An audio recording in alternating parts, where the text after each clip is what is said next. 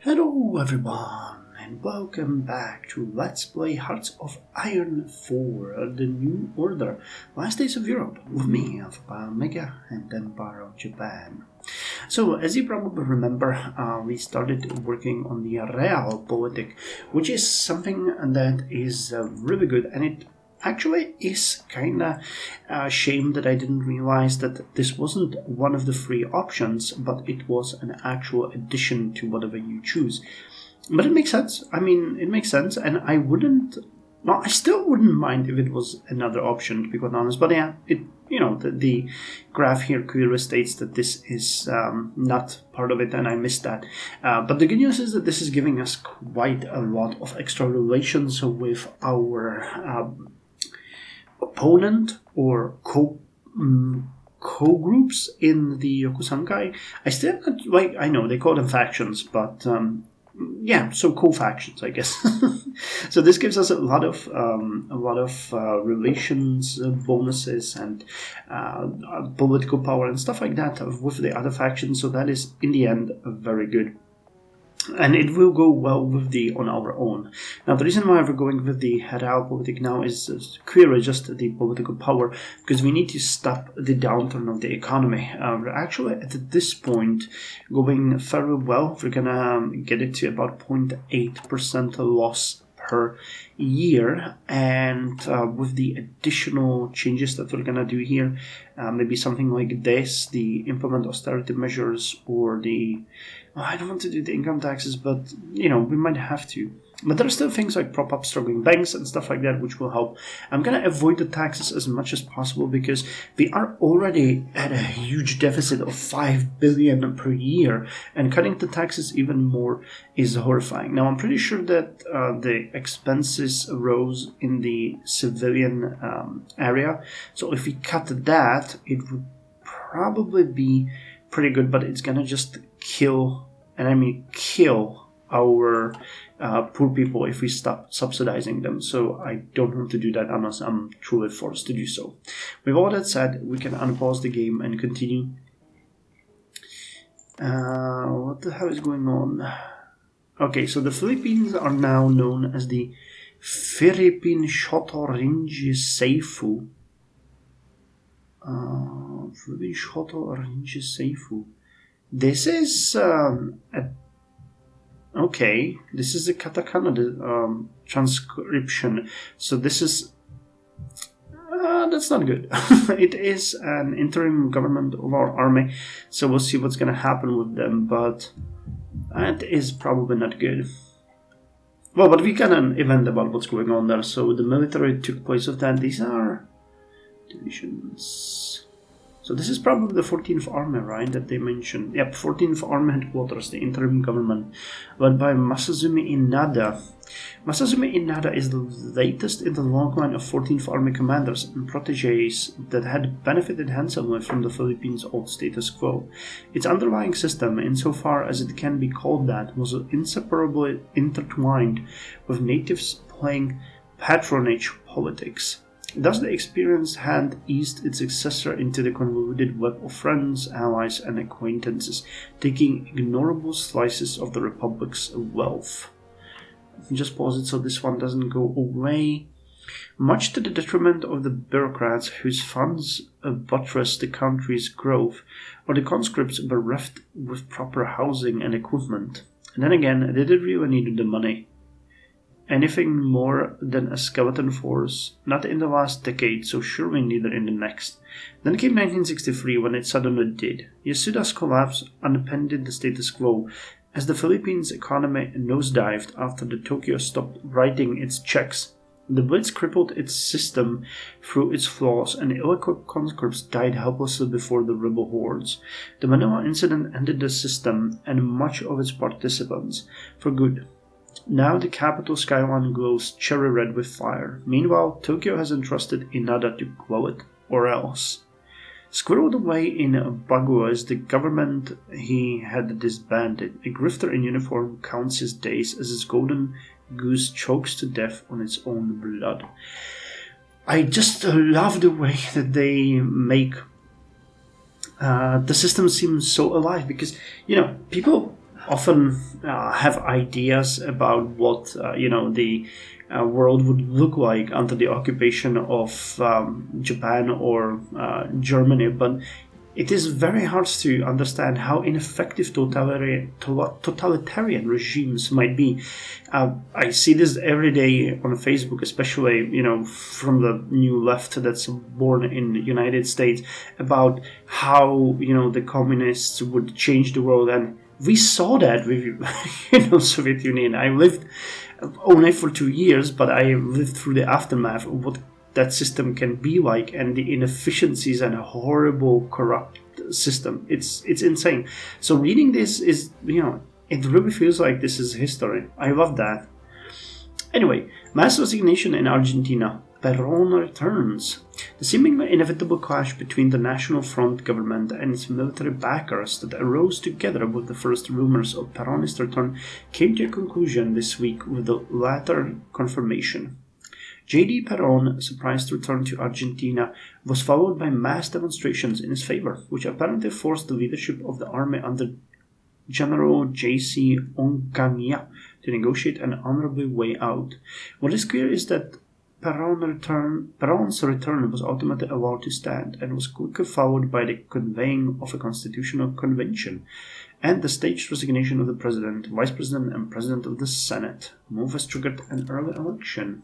Okay. Well, how's the Navy doing? We're upgrading. Moscow is Darkistan. Notfallverwaltung Paulsburg has dropped Special Forces Shishki of distance busing. Shishki are no longer. And Notfallverwaltung Paulsburg is the victor. Now that's not what I expected. Germany declared war on Slovakia? What the hell?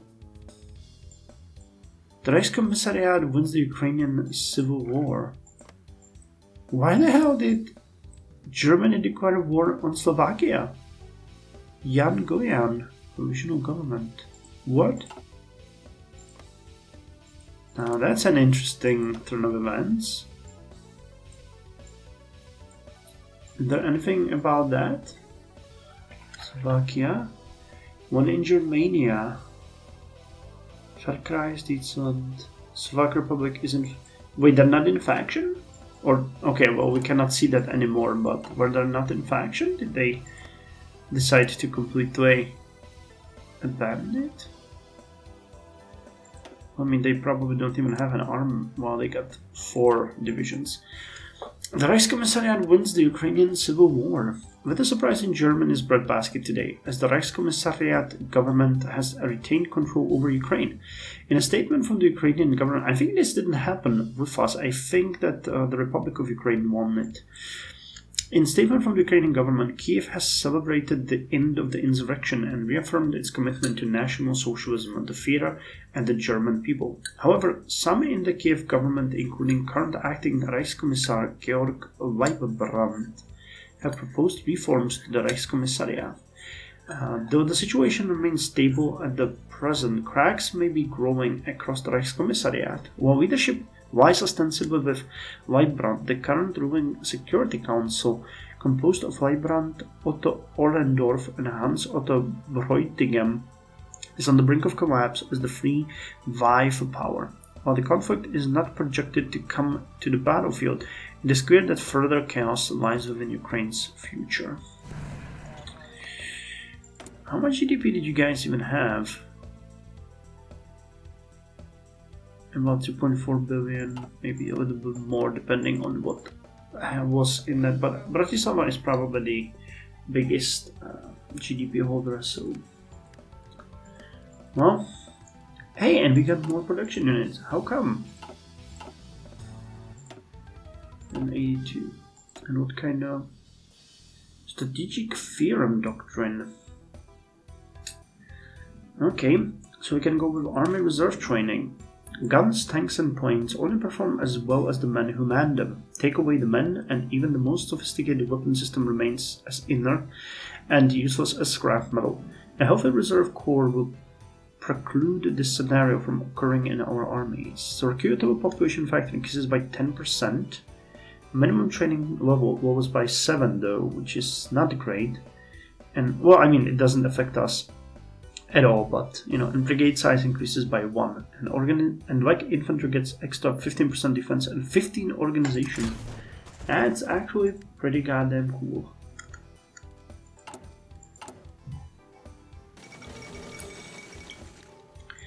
So Tomsk unifies Central Siberia. Central Siberia has once again fallen under the rule of the intellectual class, the one that founded the first democracy in Russia after the Second World War, and the one that held out against all odds in the city of Tomsk. A society of intellectuals and writers named the Decembrists has been the one to take the initiative following the death of poet-president Boris Pasternak, engaging in diplomacy and multiple armed conflicts. The Decembrists rose to power with the election of their leader, Dmitry Likhachev, as Pasternak's successor, and seek to cultivate democratic elitism. While this has resulted in some criticism from the lower classes in society and political opponents, the Republican ideals have been upheld so far. After all, this might be the only chance Russia has to become a stable and prospering democracy. An assassination attempt on the Subhas Chandra Bose. Oh, really? Before we read that one, I wanted to check how Amur is doing when it comes to GDP. Okay, so they're now at about the double of what they had before. I'm pretty sure they will end up in a war with Irkutsk. So let's see how they are compared to each other. So Irkutsk has a bigger... Wait, are they already at war? There's a conflict happening there. No. Diplomatic alert. Of course, Germanisches Reich defeated Slovakia. Yeah, that's a shocker. Okay, infantry template 3. I mean, the difference in armies isn't as big as it might seem. The difference in factories, though, well, you got dockyards. Do you have any ships? What about an air force? Irkutsk is much better equipped. I think it's because they won a couple of wars before that, and they will then, have a strategic advantage in an attack against Amur. Not much we can do with that. I wish I could, help them, but we can't. And logically, this is not our conflict. So, assassination attempt on Subhas Chandra Bose. Early in the cold, foggy morning of April 15th, a lone gunman approached Subhas Chandra Bose as he exited a plane that had brought him across the... Oh, I remember this. Yeah, they tried to derail the talks between two Indias.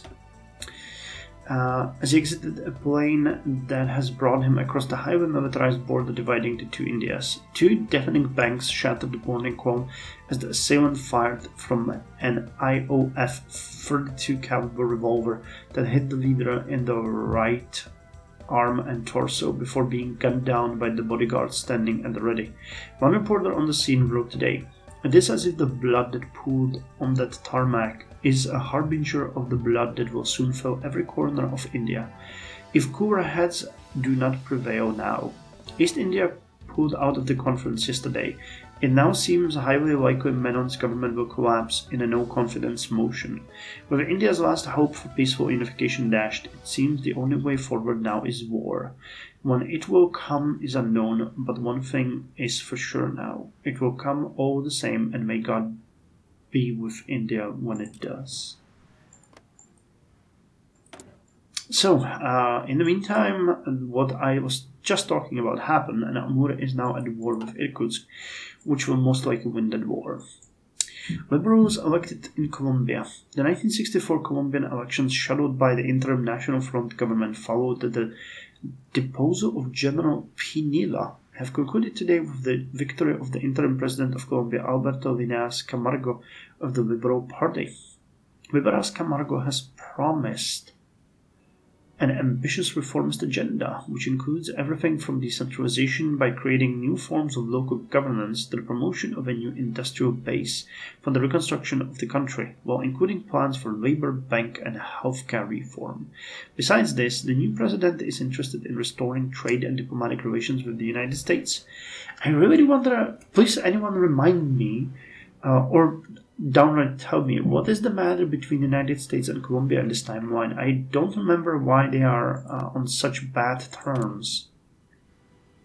And the description, I don't think, is telling us that, because it's a progressive liberalism. And I know that Colombia is shattered, but none of them seems to be having really good relations with the United States, so it's a bit weird. The Conservative Party has conceded the election and granted its support to the new government, signaling a new era of cooperation between both parties. A new dawn rises in Colombia, and with it Colombians dare to hope. I wish that was true. If the losing party would help the one that won, every country would be doing better. Instead, they tend to obstruct each other, and so on and so on. Okay, so we get another destroyer here.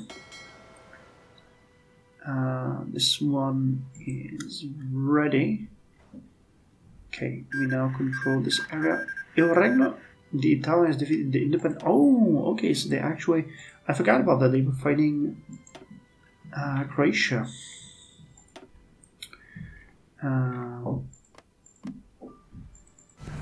So wait, Slovakia. Okay, so maybe Slovakia actually left the faction with United States, with Greater Germany or something, because they are now independent and back in the sphere. Einheitspact, I didn't realize. So Kingdom of Croatia is now what? Aristocratic conservatism. They still have really bad relations though, but they're they're a member of the Italian sphere. Ustascia defeated. The Italian Empire has announced that over the capture of Zagreb by Italian soldiers following Operation Teuta, the Ustascia rebellion in Croatia has been crushed, and the upstart regime will be reintegrated into the Italian Empire. Ustascia fighters are fleeing into the hills of Croatia.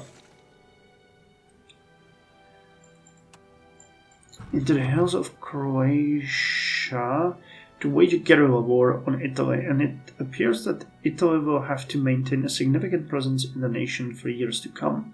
While the German Reich has publicly condemned the brutal repression of Croatian self-determination, others breathe a sigh of relief that this ultranationalist organization has been crushed. Still, it appears that the dream of Croatian independence has shattered. The crimson flame is extinguished. I actually wonder if there is a way how Germany can get into war with Italy.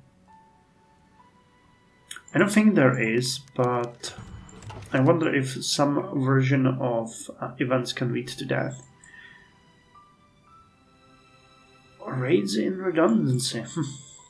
German intervention in Africa. Any hope of a quick resolution to the South African war has been quickly dashed today as the new Führer of the Reich, Martin Bormann, has officially declared intervention in the conflict, stating, "This blatant aggression by the Americans and South Africans on the sovereign Boer people and the Reichskommissariats in Africa will not go unpunished." Weren't they the ones that started the war? Among countries supporting South Africa, the overt warmongering of Martin Bormann and his staff has rekindled approval for the war, as it is more clear than ever that the war is about stopping fascism and its march to conquer the world. The US President is already set to release a press statement about the escalation of the war and the inevitable American victory against the forces of fascism. The world holds its breath as the German giant has reawakened. Is this the end of the peace as we know it? I wonder, because now that Bormann is in charge of Germany, the history will be different from what I lived through as the Spears Germany. Raids and redundancy. In the mid-afternoon, a great commotion sounded from within blocks of the Yasuda office building in the districts of western Tokyo. Crashes of metal and furniture sounded from above as shattered window panes fell into the streets, exploding in a glittery array of glass daggers on the concrete pavement. Screams and wails followed, and roars of curious crowds gathered outside the Yasuda building had surrounded the paved entrance to the offices. The police arrived at the scene a few minutes after the swathes of civilians had gathered to investigate the commotion and set up barriers to shepherd people away from the courtyard. Suddenly, another great cry came from the crowds as more great crashes and pounds came from the block just ahead of them. Former employees, clearly caught in the fistfights and skirmishes in the building, scurried out of the main entrance to the offices in front of the police, carrying trophies, watches, and other small valuables in their arms. They tumbled down the short steps at lightning speed and dragged small trinkets and goods with them, presumably stolen from cabinets to sell in the market for much-needed relief. The crowds gasped in horror to see them clamber across the courtyards, and the mere sight of such an outrageous chaos bewildered law enforcement attempting to calm the crowd. Okay, well, we have basically looting happening now. What a time to be alive. So in 3 days we will bail out the businesses, and in 3 days we're gonna get the real politics, so we will have about 100 political powers. That should be enough to allow us to decide what we want to do. What steps we're gonna take next, whether or not the more painful one or the better ones. We'll see. Okay, so the devil you know. Scribbles, scratches, notes in the margin, all ignored.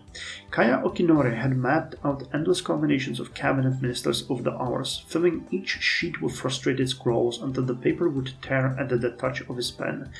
Then he would start again and repeat the exercise, each time coming to the same conclusion. His technocrats alone could not carry the government. Kaya ran a hand through his hair and sighed. How much easier things would be if he could throw caution to the wind. He'd been chosen as Prime Minister. Did he not have the right to determine policy as he wished? And Kishi's hardliners were more than dependable in a legislative scrap, even if they asked a high price for their services. But politics was the art of the possible, and right now it was impossible to see a way out without the YSK's other factions. The technocrats would not survive long without either the public cover provided by the conservatives or the aristocratic networks of the Kido-ites. The last thing Japan needed, Kaya mused, was the YSK to be consumed by infighting when it needed stable leadership most of all, even if it meant forcing the hardliners, most notably Kishi Nobusuke and his protege Shina Etsubaro, to accept minor cabinet positions as a peace offering. So be it. If diluting the technocratic faction's brand was the cost of a legacy beyond martyrdom, Kaya was more than happy to pay it. Time to make some phone calls. So what next? We can go with bend to the pressure, which will increase relations with the reformists, or leading by example. Okay, this is gonna give us taxation, and then relations with the Kido-ites and support. This one would give us relations and relations and relations.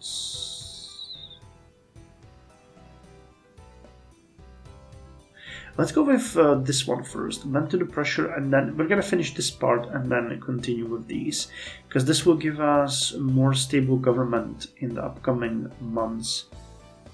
I would like this taxation, to be quite honest, but I don't think that's that important for us right now. We must be able to stand tall first. Bend to the pressure. Aoki is a man who is both... Wait, one more thing. Let me check what the taxation does. And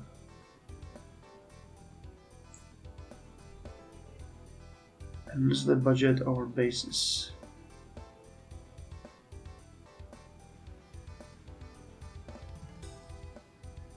Base positive effectiveness income taxation. I guess that just decides on how much you gather. Increase policy effectiveness. So it doesn't improve, it just increases the effectiveness. Hardliners effectiveness. And that is our position. I'm tempted to just do with the poor, terrible.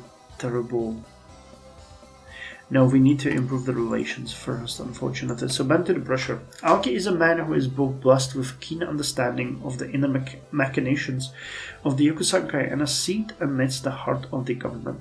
He has made his presence felt, urging Kaya to follow the lead of the various Yokusankai think tanks, pacifying Ikeda in the process. It would be wise for the Prime Minister to give in to the pressure. So let's do that and now decide what we're gonna do.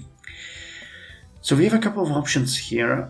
We can go with austerity measures, which would be an effective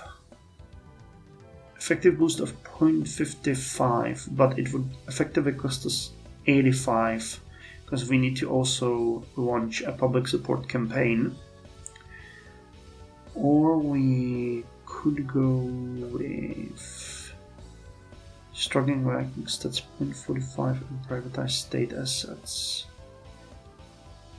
The state assets would be great in a way that they would remove the penalty we have for debt right now, because it effectively defeats the increase in debt we have this year. This source support. This one is terrible, so I don't want to do that one. Subsidize sphere growth, reduce regulations.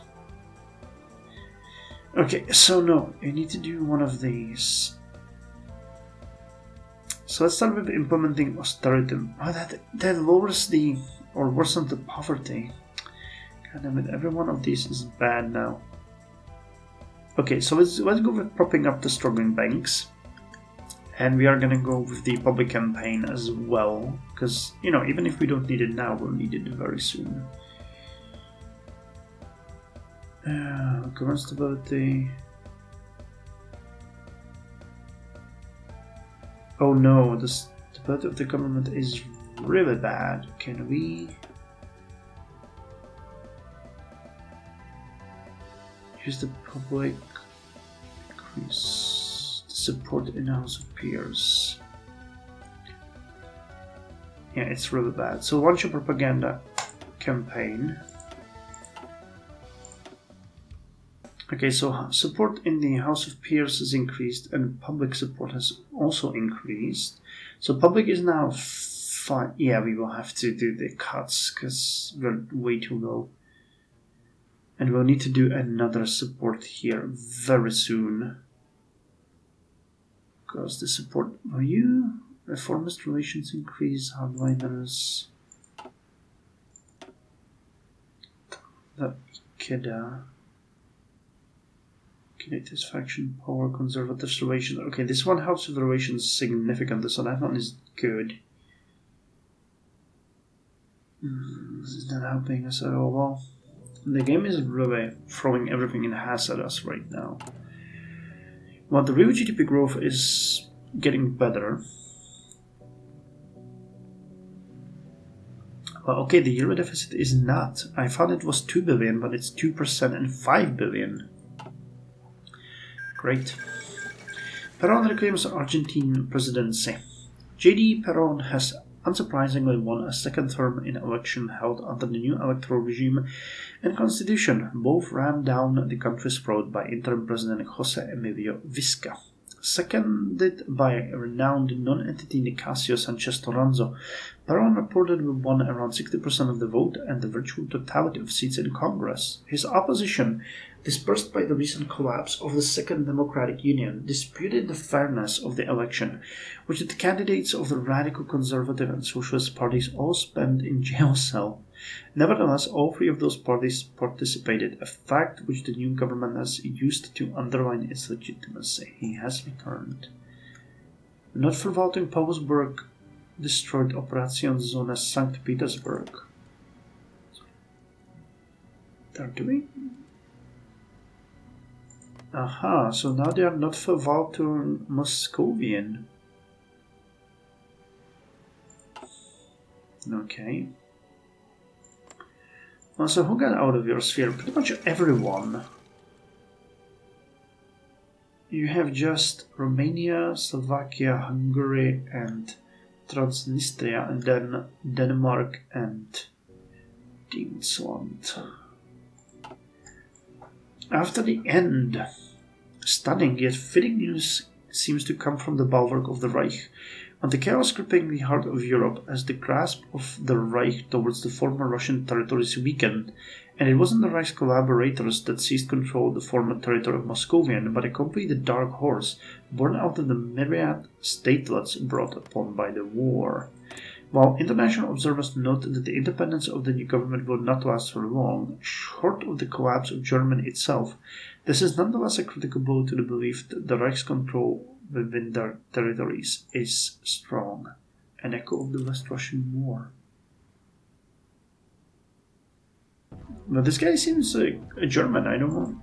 I mean, yeah, it's not, the actual remnant of their will here, but he is in any way connected to it, right? Why the hell are we getting so little political power now? Heavy difficulty, budget balance effects, House of Peers support, okay.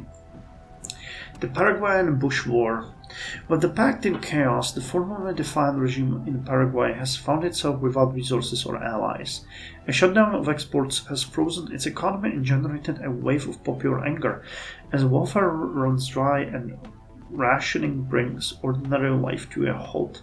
Seizing their chance, a coalition of exiled rebels has returned home and launched an all-out attack on the regime, plunging the countryside into a brutal guerrilla war.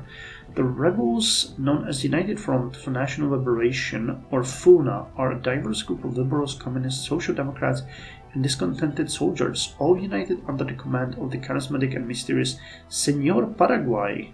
They are highly motivated as well led, but whether they can triumph over the heavily armed Paraguayan military remains to be seen. Paraguay in the Bush War. The Shadow Province. The Argentine Republic extra trade. Havana. They have really bad relations with everyone except Argentina, it seems. Well, okay, I think this is enough for this episode. I'll see you in the next one that I'm going to record right after this one. And we'll see how we'll keep this machine running, because it's not doing us all that many favors. But Germany is actually just out of the picture at this point. Well, we are... I wonder if Germany will win the Boer War. That would be kind of interesting to see. Well, anyway, thank you. I'll see you next time.